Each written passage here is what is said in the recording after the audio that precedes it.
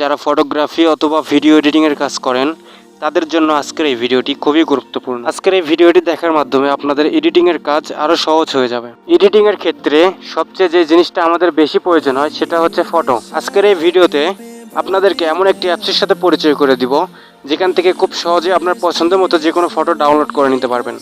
তো অবশ্যই সম্পূর্ণ ভিডিওটি দেখতে থাকুন। ধরুন আমাদের একটি ফেসবুকের ফটো দরকার, সেক্ষেত্রে আমরা এখান থেকে ফেসবুক লিখে যদি সার্চ দিই তো দেখতে পারবেন অসংখ্য হাজার হাজার ফটো এখান থেকে দেখতে পারবেন।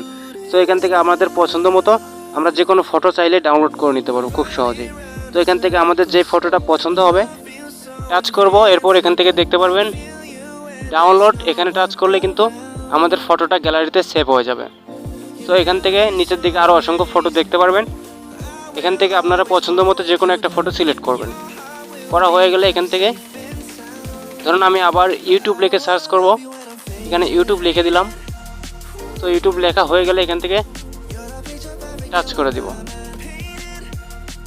সাথে সাথে দেখতে পারবেন এখান থেকে হাজার হাজার ইউটিউবের লোগো এখান থেকে শো করবে। তো আমরা কিন্তু খুব সহজেই আমাদের পছন্দ মতো যে কোনো ফটো ডাউনলোড করে নিতে পারবো। তো এখান থেকে ডাউনলোডে টাচ করলে কিন্তু ফটোটা গ্যালারিতে সেভ হয়ে যাবে। তো আশা করছি এই ভিডিওটির মাধ্যমে আপনাদের অনেক উপকার হবে। তো অ্যাপসটি ডাউনলোড করার জন্য চলে যাব প্লে স্টোরে। প্লে স্টোরে যাওয়ার পরে এখান থেকে সার্চ বারে গিয়ে লিখব ইমেজ সার্চ। তো এখান থেকে লিখে দিলাম, দেওয়ার পরে এখান থেকে সার্চ করে দিলেই কিন্তু আমাদের অ্যাপসটি সিম্পলি এখান থেকে আপনারা অ্যাপসটি ইনস্টল করে নেবেন। তো ভিডিওটি যদি আপনাদের উপকারে এসে থাকে তাহলে অবশ্যই চ্যানেলটি সাবস্ক্রাইব করে রাখবেন।